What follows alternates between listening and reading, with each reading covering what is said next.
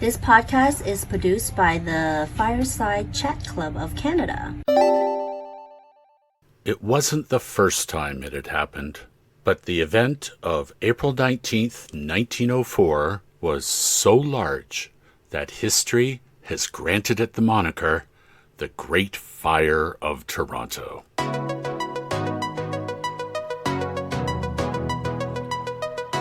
Hello, and welcome to Canada as I See It.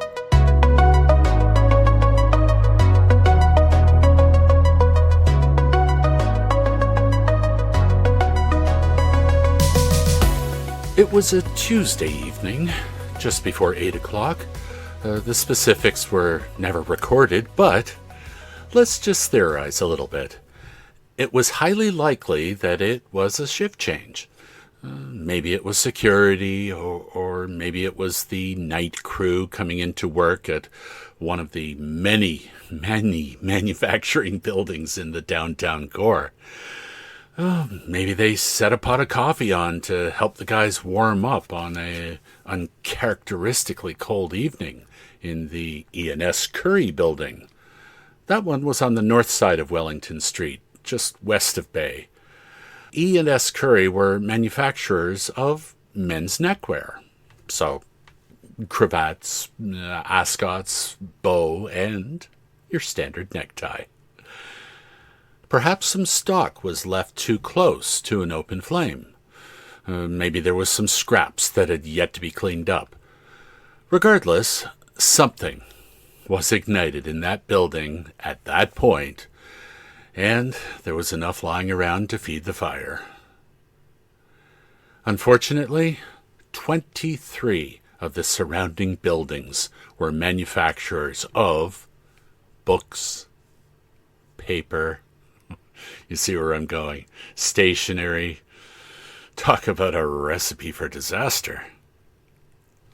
So I mentioned Bay and Wellington in Toronto. That's now in the heart of the business district. On one corner, there's the Royal Bank Tower. Across Bay on the east side is the TD Canada Trust Tower. North on Wellington, we have the CIBC Commerce Court. And on the west side of Bay, on the north side, we have a tower with a bank and lawyers' offices. Today, it looks pretty, stable and generic. Back then, it was a tinder block, and definitely not something you could just swipe left to remove. No, there were multiple issues hampering the firefighters that evening. Strong winds, freezing temperatures, and low-pressure water that was being blown back at the crews fighting the fire, and freezing on their uniforms. Ironically, the fire began heading south toward the lake. Building after building was caught in the conflagration. Adding to the issues was the fact that power had been cut to the buildings by water that was being used to fight the fire. That was freezing on the power lines, causing them to snap. Less than an hour after it began, crews began to arrive from all around the city. At that point, Toronto was much smaller than it is now. Essentially, not much further north than Bloor, west to the Humber River, and east to Victoria Park. You can check out the map. I'll put it on my website, warpole.ca. That's WHORPOLE.ca. See, you've waited all summer for me to say that, right? And it's over on the left side of the page under Canada as I See It, links. So, back to the story. A call went out at 8:51 p.m. for more crews to help fight the fire. And wow, arrive they did. There were crews from Hamilton, London, and Buffalo. They all made their way up to Toronto. Another thing, I'll post a few pics of all of this happening. That's the odd thing. You think about it. That's 1904. That's over 120 years ago. And believe it or not, something had to be dealt with. The crowds of people who insisted on hanging around and apparently taking copious amounts of photographs. Sound familiar? It was said that police had a difficult time keeping the looky-loos. Some of those people actually took streetcars to get to the fire. Can you imagine? And they had to keep them at bay, well, that's, the distance.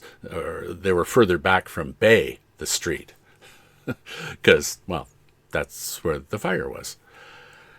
A few buildings were saved, some of which, well, they had water hydrants on top of them. Go figure, it's actually not a bad idea. One of those was, fortunately, the Evening Telegram building. The Telegram was the newspaper, the big newspaper of the day. And, well, that made it really easy for them to report on the fire for the next day's edition. Oh, back then, too, let's see, there was the Queen's Hotel, and that's actually where the Royal York Hotel now stands. And we'll talk a bit more about that building on a future episode. Another building that was saved was the Kilgore Brothers Bag and Box Factory. They had such cool names for the businesses back then. That's neat. They had sprinklers in the building, and they were only one of 3 buildings in that whole affected area that had them. Well, the fire, it made its way down to Front Street, which, as identified by its name, was almost actually the street that fronted, get it? Fronted the lake.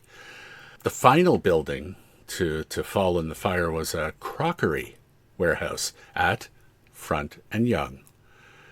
Well, as soon as the walls fell, the fire department declared that it was finally under control. And this was at 4:30 a.m. on the morning of April 20th, 420. Yeah. It continued to smolder, actually, for 2 more weeks. Once things finally settled, well, it was time to figure out just what happened. And, well, people did not pull any punches. The final word, a total neglect of obvious safety measures.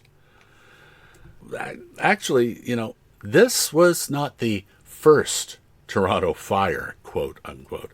That label goes to the Cathedral Fire of April 7th, 1849. Something about fires in April. My goodness. That fire actually destroyed much of the market block, the business core of the city. St. James Cathedral, what was then Toronto City Hall, and the St. Lawrence Market, which actually just completed a refurbishment and a rebuild. Definitely have to check it out. That, again, there's another idea for a future podcast. The St. Lawrence Market. Keep your ears out. Total area of damage was 15 acres. 15 acres. The area of that fire lies about 2 city blocks east of the one in 1904. And, well, most of those buildings were made of wood. And after that, the city set out building codes to prevent future losses. Unfortunately, not many people listened, it seemed. Practically all of the destroyed buildings had been rebuilt by the autumn of that year, 1849. But it was the new safety measures that were proposed that were, well, largely ignored. These were things like, inner supports made of wood, roofs covered with tar, unprotected skylights, open elevator shafts. Can you imagine? You're in an elevator, it's raining, and you're hearing or seeing water come down through the elevator? That's mind-blowing. Voters even rejected a referendum to fund a high-pressure water system in 1901. And you'll remember one of the things with the 1904 fire was low water pressure. Oh my. Miraculously, though, only one person died in the 1849 fire. And get this, no one died in the 1904 fire. Well, that's not entirely true. Ironically, a gentleman named John Croft set some dynamite to take down a wall that remained from a building on Front Street. The only thing is, he misjudged the fuse that he set. Yeah. The latter blaze destroyed 98 buildings containing 220 businesses over an even larger area than before, 20 acres this time. The total financial loss at the time, $10 million, with 6,000 people left unemployed. Well, I guess they learned their lesson, because the people finally voted for that high-pressure water system the following January. And, well, bureaucracy, right? It took 4 years to implement. No one said it moved quickly. A lot of the replacement buildings now were made of concrete and steel. So, a fire on the level that the city had encountered twice before would really be unlikely in the future. A disadvantage of the newer buildings were that they, well, a lot of people say this, they lack the architectural character of their predecessors. An advantage, I suppose you could call it, is that most of those replacement buildings were demolished in the 1960s and 70s for, well, more, well, some would say even duller buildings.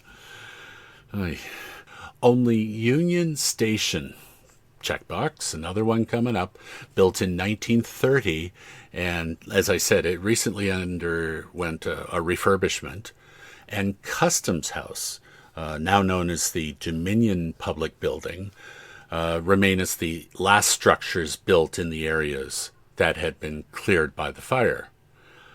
To give you some modern perspective, Customs House is actually on the south side of Front, across the street from the Hockey Hall of Fame, which I went to a few weeks back.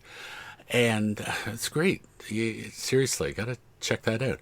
And on the west side of Yonge Street, across from the Meridian Center, you might know it as the Sony Center, or the Hummingbird Center, or previously and originally the O'Keefe Center. Jeez, again, there's another one. So that is the story of the Great Toronto Fires. Thanks go to my daughter, Elizabeth, for making that suggestion. And as I said before, I'll be posting links of some of the amazing photographs of those two events on my website, warpole.ca, and on my Podbean webpage. That's Fireside.The. That's FireSidechatD.podbean.com. And that's also where you can go to contribute to my efforts to help bring you more great stories about Canada. Just look for the Buy Me a Coffee icon in the upper right corner. Over the summer, I did get a couple of people who gave to the cause. I want to thank Vladimir and Steve. Thank you so much, guys. Today's podcast was introduced by Agnes. Thank you, Agnes. If you would like to introduce this podcast as Agnes did, please send me an audio recording of you saying, "This podcast is produced by the Fireside Chat Club of Canada." And you can email that to me at as I see it at warpole.ca. WHORPOLE.ca. Canada, as I see it, is a production of the Fireside Chat Club of Canada. Our theme music is Night Owls by Braden Deal. Join me next time as I look at a Canadian cruise ship disaster, the SS Noronic. Thanks for listening, everyone. Have yourselves a wonderful week.